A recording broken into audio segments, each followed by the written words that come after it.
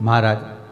और जब धन सम्मुख में जिसके लिए पूरी जिंदगी निकाल दी, भाई बंधु कुटुंब कबीला नाते रिश्ते सब जिसके साथ में विवाद कर कर कर निकाल दिया, वही धन किसी काम नहीं आया और आखिरी में पड़ा ही रह गया, किसी काम का।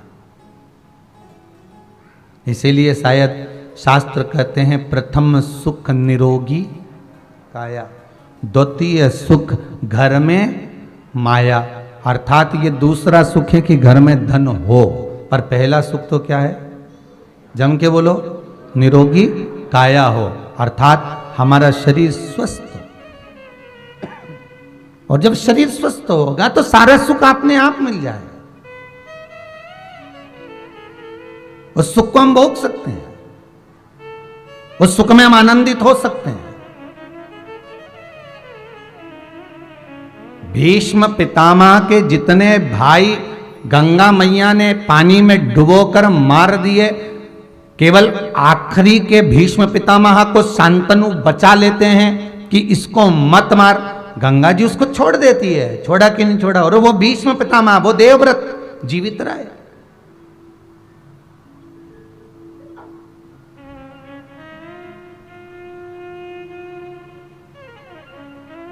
पूछा एक बार गुरु द्रोणाचार्य से भीष्म पितामह ने, एक बात मुझे जरूर बताइए गुरुदेव, कि आखिर कारण क्या था जो मैं आज भी बुजुर्ग होने के बाद पूरे हस्तिनापुर का सबसे वयो, सबसे वृद्ध, सबसे बुजुर्ग व्यक्ति हूं और इतना रोता हूं, पर करूं क्या? अपने भाग्य को कोसता हूं।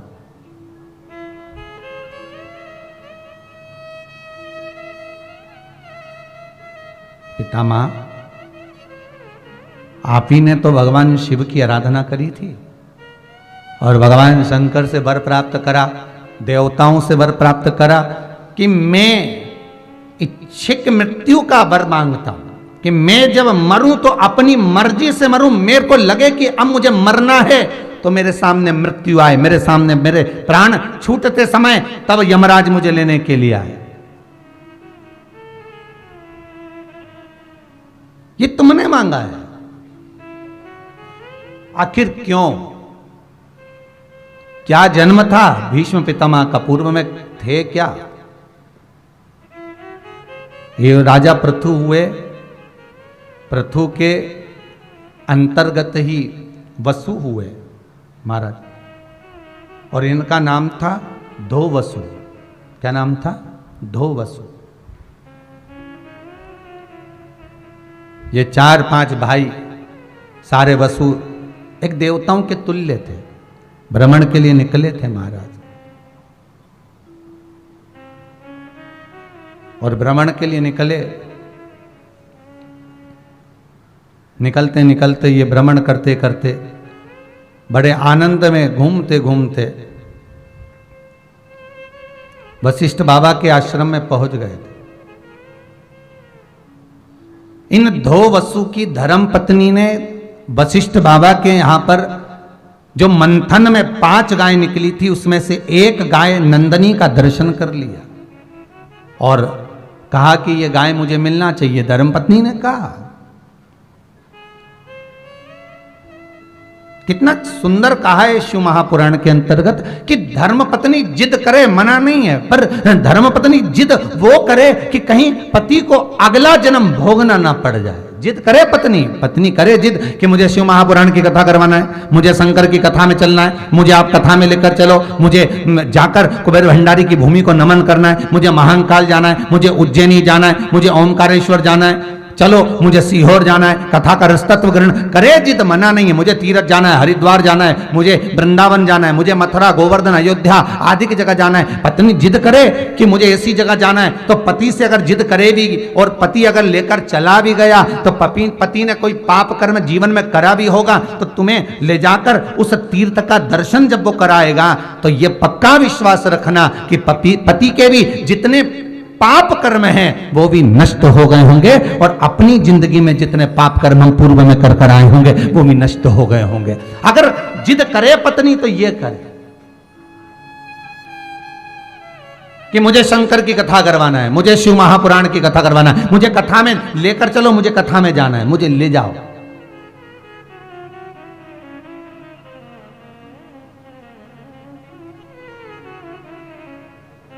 तो समझ लो, पत्नी जिद करे, कुछ भी हो 3 तोला का हार चाहिए। अब पति बोले दे कभी यार लॉकडाउन के अंतर्गत देख इतना व्यापार अच्छा चला नहीं है, और इतना व्यापार अगर अच्छा चलता तो मैं कुत्ते को दिलाने में क्या देख, तुमने ही तो कहा था करवा चौथ पे दिलाओगे, मुझे कोई मतलब नहीं, तुम 3 तोला का हार दो तो दो। देख फिर कर्जा होगा, ये होगा, और कर्जा में डूब गया बेचारा, पैसा भी लाया, सोना इतना महंगा लाया, हार दिलाया, कर्जे पे कर्जा चढ़ते गया चढ़ते गया चढ़ते गया, यहाँ से लाया वहाँ से लाया वहाँ, कमाने के लिए अब पैसा तो चुकाना है तो कमाना भी पड़ेगा, और कमाना पड़ेगा तो पैसे कमाने के लिए 1 रुपये की चीज़ 10-10 रुपये तक महंगी भी बेचना पड़ेगी। मतलब भले अभी तक बेचता था, थोड़ा बहुत ऊपर बेचता था, पर अब और ज़्यादा बेचने लगा, तो दुकान भी ठप हो गई कि इतना महंगा सामान दे, इसकी दुकान पर तो अंदर जाना ही मत ही, तो वो भी चली गई। तो कितना करा उसने।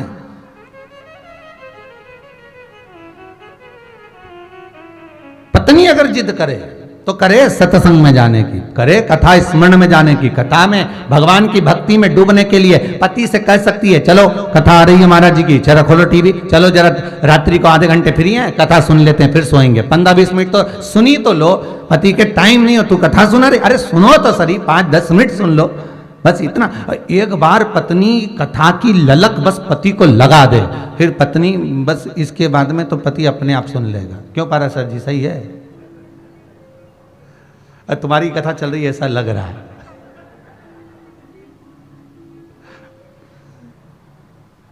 कभी तो भाभी ने बोला होगा ना पारा सर जी है कि कथा थोड़ी तो सुनी लो, और मुझे तो ऐसा लगता है कि भाभी ही लेकर आए होंगे कि कथा करवाना है, चलना पड़ेगा, चलो। तो ये कथा का रसतत्व है, यही आनंद है महाराज जी। चलो कथा का रसतत्व ग्रहण करते हैं, चलिए आप।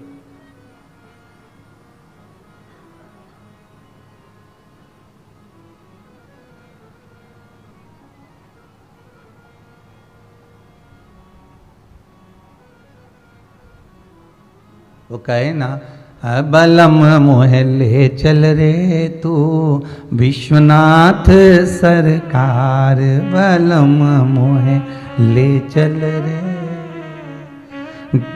जहाँ बहत है गंगा मैया, जहाँ बहत है गंगा मैया, बलम मोहे ले चल रे तू विश्वनाथ सरकार, बलम मोहे ले। अब भाव हो, पर धो वसु की धर्म पत्नी कर रही है कि वशिष्ठ ऋषि के यहाँ जो गाय है वो हमारे पास होना चाहिए, जाओ जरा गाय लेकर। देखिए भीमाशंकर कथा की, ये शिव महापुराण का आनंद ये 2 वसु से ही प्रारंभ कर रहा है।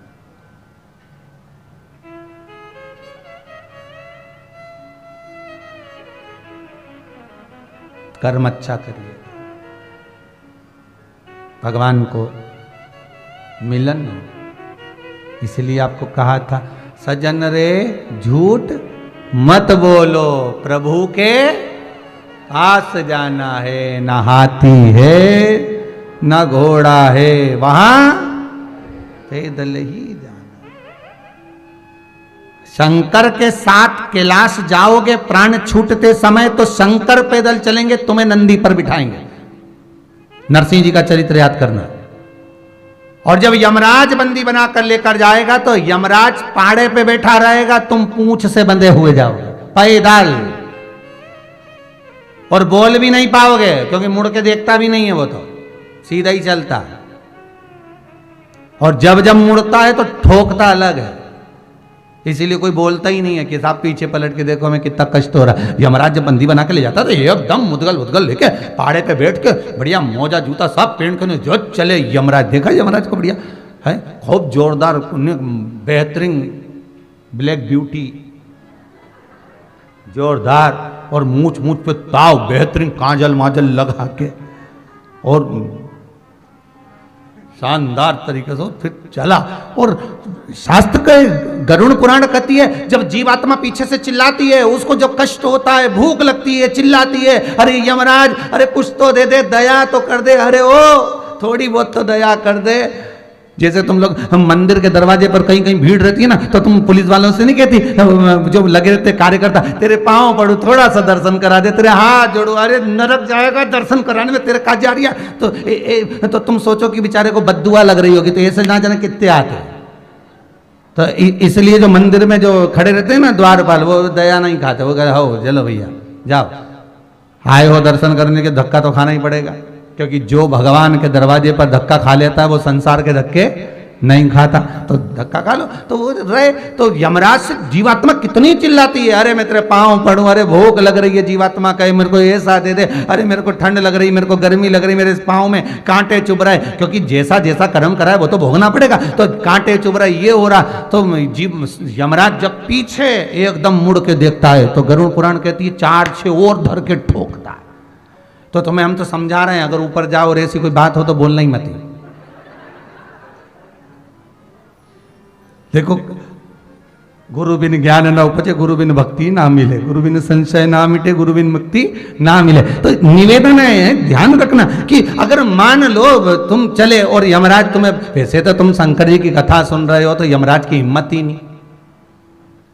सोचो जरा, है अकाल मृत्यु भो मरे, जो काम करे चंडाल का, काल उसका क्या बिगाड़े, जो भक्त हो महाकाल का। तो तुम ये तो दूसरे के लिए है जो कथा नहीं सुने, उनके लिए उनको कह देना भैया हमने सुनी है कथा में कि यमराज ऐसा पहाड़ा पे जाता है, जूता मोजा पहन के बढ़िया, और बढ़िया सब तैयार वैयार होके, और बाल भी उसके बड़े बड़े, दांत भयंकर, और आंखें भी बड़ी भयंकर, और गदा लेकर जब चलता है तो उसका पाड़ा भी नहीं मुड़ता ना वो मुड़ता। वो तो पीछे से जीवात्मा जब चिल्लाती है ना, जो पाड़े की पूंछ से बंधी रहती है और चिल्लाती है, खूब खूब चिल्लाती है, तब वो यमराज को पुकारती है, अरे दया कर दे। तब यमराज पीछे मुंडी करता और 2-4 दोच के फिर चल देता।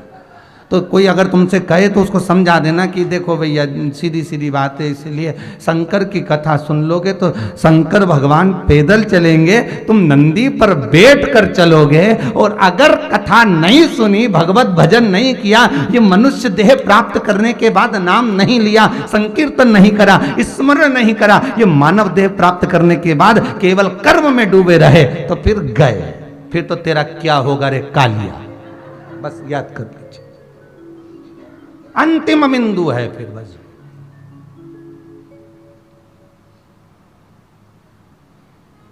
अंतिम बिंदु।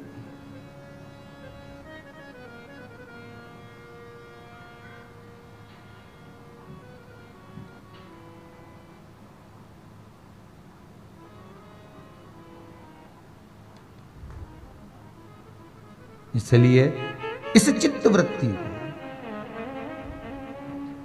इस मन को भगवान की भक्ति में डुबा कर चलना।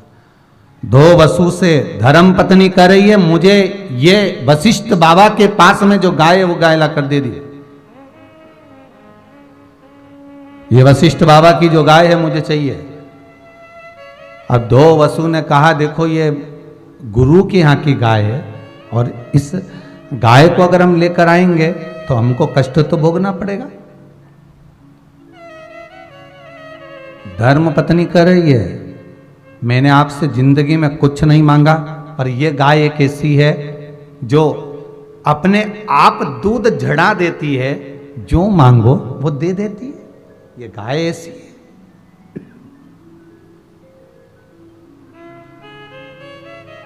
बेकार कर्म करने पर पाप बढ़ता चले जाता है, पुण्य समाप्त होते चले जाता है। अच्छा कर्म करने पर पुण्य बढ़ता चले जाता है, पाप समाप्त होते चला जाता है। और जब व्यक्ति का पाप कर्म समाप्त होता है तो उसका जीवन में अपने आप ही आनंद की अनुभूति होने लगती। शिव महापुराण सुनकर मिलता क्या है? हम कहते हैं ऐसा कोई सुख नहीं जो वंचित रह गया, इसमें सारे सुख हैं शिव पुराण। ये आज पत्र आए हैं, देखिए।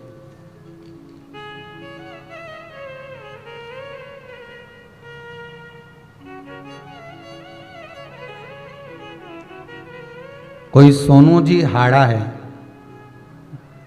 गुरुजी, मेरे पति की तबीयत खराब होने की वजह से उनकी गोली दवाई चल रही थी, पर आपके अधिक मास में बताए गए उपाय से उसकी दवाई छूट गई है।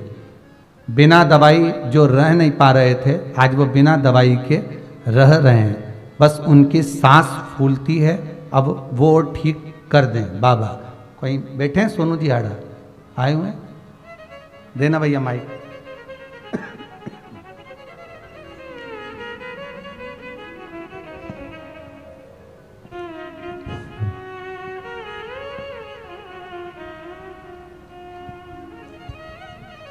कहाँ से आए आप? इंदौर से। इंदौर में कहाँ रह रहे हैं?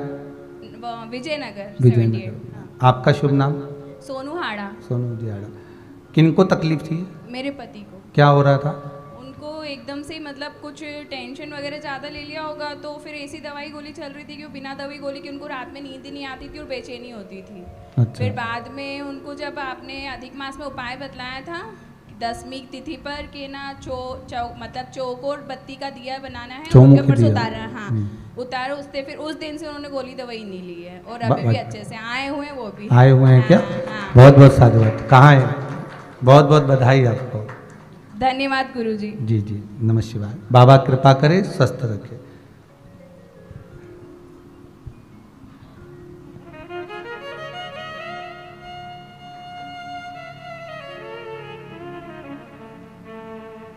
ये बाबा की कृपा है, आपका विश्वास। एक और पत्र है। बाबा की कृपा से मेरे बेटे ने पशुपति नाथ के व्रत की है, जिससे उसका बिजनेस चालू हो गया। पुरानी गाड़ी से शुरू किया है, कृपा बनाए कि नई गाड़ी आ जाए। बाबा देगा वो तो बाबा के हाथ में। श्याम जी वर्मा, आप भी इंदौर से आए, बैठे हैं क्या यहाँ पर? श्याम जी वर्मा बैठे हैं। कहाँ से? इंदौर से आप? देव जरा माइक देव जरा।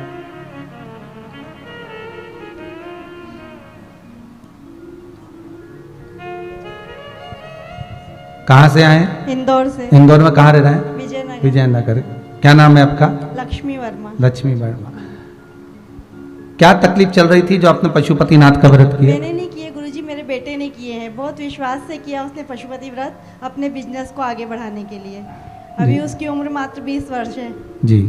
अब चल रहा है, चालू करा? हाँ, चल रहा है। बाबा की तीसरा कृपा में। महीना है, चल रहा है। अच्छा अच्छा, बहुत बढ़िया। बाबा कृपा करे। हर हर महादेव। एक और बड़ी खुशी की बात है, सीए का रिजल्ट आया है।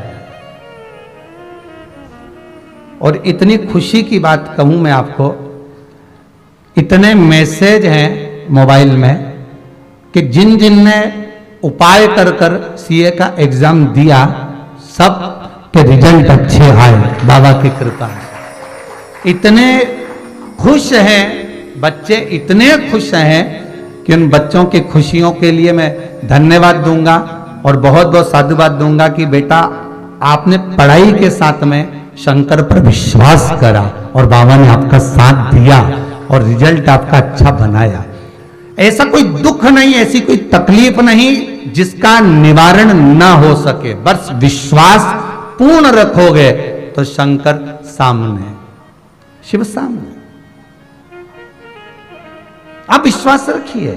बाबा का एक आज कोई आए थे, वो उनके जीजा जी की तबीयत गड़बड़ थी, स्वास्थ्य ज्यादा खराब था, आए हुए हैं। तो वो कह रहे थे गुरुजी हमारे जीजा जी को कैंसर हो गया था, वो कैंसर में हमने त्रिजुगी नारायण का पानी पिलाया, उसके बाद आराम है? त्रिजुगी नारायण के पानी से आराम है कि नहीं है? माइक देना जरा।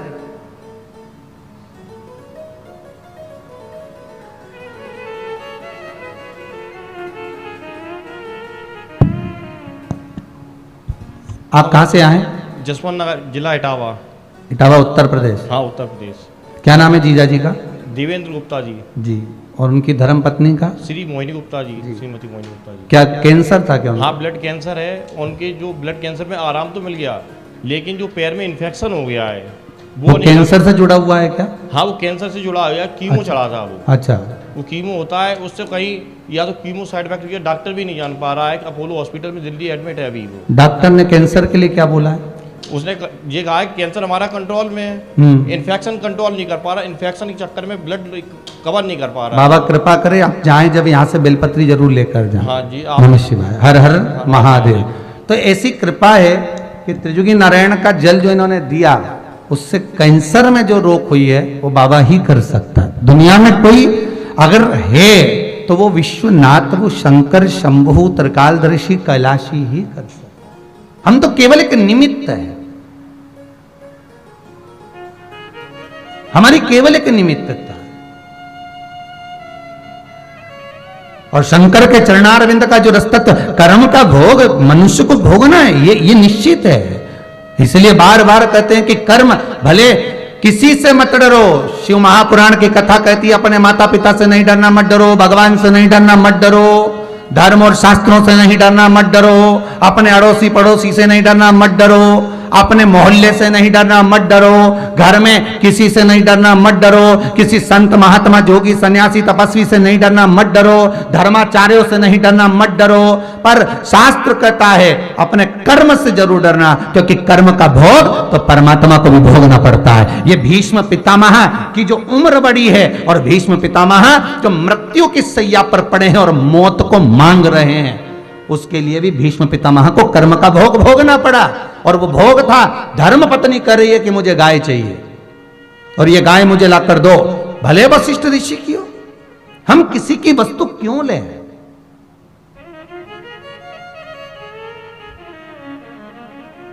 शंकर के दरवाजे पर, शंकर के मंदिर में, शंकर के द्वार में, शंकर की कथा में, शंकर के चौखट पर, शंकर के मंदिर तीर्थ में भी अगर एक पड़ा हुआ किसी का मोबाइल भी मिल जाए, पड़ा हुआ भले वो 5,000 का, 10,000 का, 50,000 का हो, भले किसी का पड़ा हुआ एक अंश भी मिल जाए, तो उसको ले जाकर वापिस या तो किसी संस्था वाले को, समिति वालों को, या किसी मंदिर को उसको कहना चाहिए कि ये सामान मिला है, आप लिखो नाम और ये हमको प्राप्त हुआ, अनाउंस करवा कि ये सामान मिला, लेकर जाइए। क्यों? हम भले वो 5,000, 10,000, 15,000, 20,000 का सामान लेकर चले जाएंगे, एक मोबाइल हम लेकर चले भी गए, एक रकम हम लेकर चले भी गए, एक वस्तु हम लेकर भी चले गए, पर मान ला जिस तारीख को तुम्हें वो सामान मिला है उसी तारीख तक इंतजार करना कि तुम्हें धूल नहीं चटा दे तो पक्का है। क्योंकि शंकर के दरवाजे का एक एक कंकर शंकर है, तो उसके दरवाजे पर अगर पड़ा हुआ कोई वस्तु मिली है और किसी की चोरी हुई वस्तु, किसी का पड़ा हुआ सामान, हम उसी को दे दें, क्योंकि हमें शंकर की कृपा चाहिए, वस्तु नहीं, हमें सामान नहीं। हमें शंकर की अगर कृपा हो जाएगी तो ऐसे 5-10 हजार, 50,000 के मोबाइल तो ढेर पड़े मिलेंगे तुम्हारे दरवाजे पर। उसकी कृपा चाहिए, वस्तु नहीं।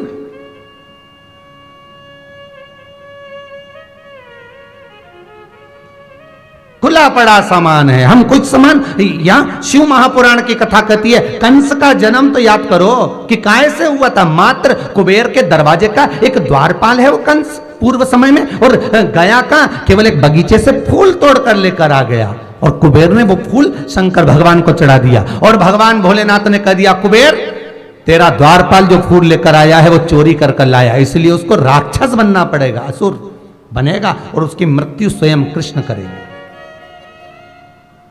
क्योंकि वो तेरे दरवाजे का द्वारपाल है और उसने गलती करी है। हम अगर किसी के बगीचे का फूल भी तोड़ रहे हैं तो उससे कहकर तोड़ो हमें फूल चाहिए, हम ले सकते हैं क्या, हमें सामग्री चाहिए, हम उठा सकते हैं क्या, बोल कर लो। अगर वो मना कर दे तो नहीं लेना, पर चोरी नहीं करनी, उस पर विश्वास करना।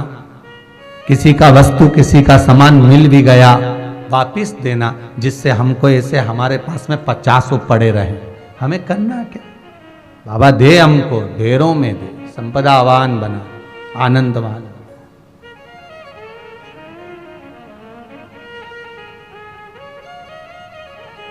मुझे वशिष्ठ बाबा की गाय चाहिए, नहीं। गए 2 वसु वशिष्ठ बाबा के पास में,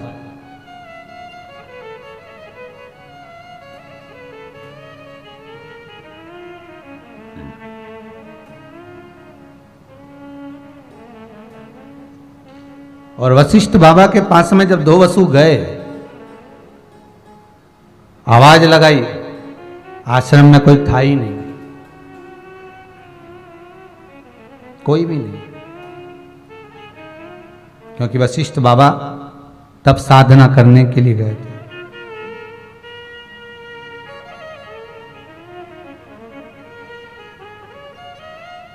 और जब तब साधना करने के लिए वशिष्ठ बाबा गए हुए थे, उस समय पर दो वसु वापिस आवाज लगाया पर नहीं मिले, प्राप्त नहीं। देखा कोई भी नहीं है, गाय को खोला, दो वसु लेकर अपनी धर्म पत्नी के पास चले गए। धर्म पत्नी को जब गाय दे दी, धर्म पत्नी लेकर चली गई। वशिष्ठ बाबा आए तो गाय नहीं थी, उन्होंने ध्यान लगा कर देखा कि मेरी गाय कहां चली गई। लेकर कौन गया है? क्रोध आ गया। क्रोध में आकर कहा, ए वसुओं, मैं तुम्हें श्राप देता हूं कि तुम्हें देवलोक से मृत्यु लोक में जाना पड़ेगा, और मृत्यु लोक में जाकर तुम जन्म लोगे और जन्म लेकर तुम्हें मरना पड़ेगा। पर ये दो वसु, तूने मेरी गाय चुराई है, तेरे भाई तो जन्म लेकर मरेंगे, पर तुझे जन्म लेकर भी जीवित रहना पड़ेगा और तुझे कर्म का दंड भोगना पड़ेगा। भीष्म पितामह के जितने भाई थे, गंगा जी ने सब पानी में डुबोकर मार दिया, उनको तो मुक्ति मिल गई, तुरंत मरे तुरंत चले गए। पर ये जीवित रहकर भी, अवस्था पाने के बाद भी पड़े हुए हैं, बाणों की सैया पर पड़े हुए हैं। और कितना कितना महाभारत कथी कितना रोए हैं भीष्म पितामह। जो आता था उसके सामने रोते थे। मैं करूं क्या सकता हूं, पांडव भी मेरे, कौरव भी मेरे, पर रोना पड़ रहा है। कर्म का दंड है, भोगना पड़ेगा। पड़े रहे बाणों की सैया।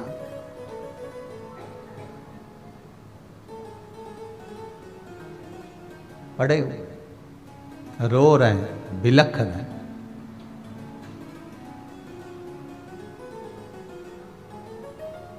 अंत में भीष्म पितामह के सामने भगवान कृष्ण भी आए।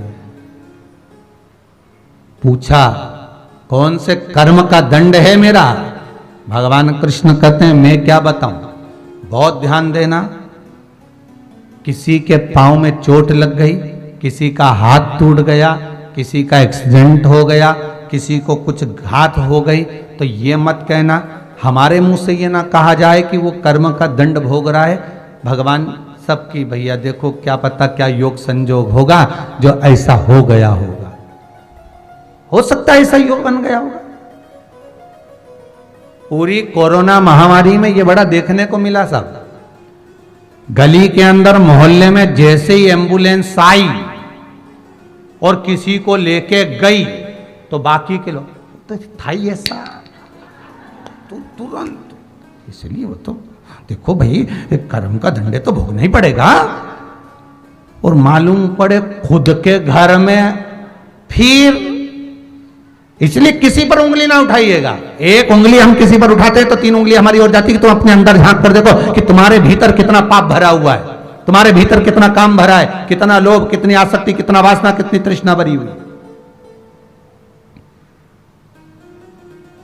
वो तो भोलेनाथ जी को धन्यवाद दो, हर पल हर घड़ी कि पूरे लॉकडाउन में इधर कोरोना महामारी चल रही थी, इधर शिव महापुराण की कथा चल रही थी, तो आपका विल पावर मजबूत करती रही ये शंकर की कथा पूरी बीमारी में। तो कोई बीमार पड़ा भी तो तुम लोटा लेके शंकर जी के मंदिर पहुंच गए, चढ़ा दिया, बाबा लाज रखिए।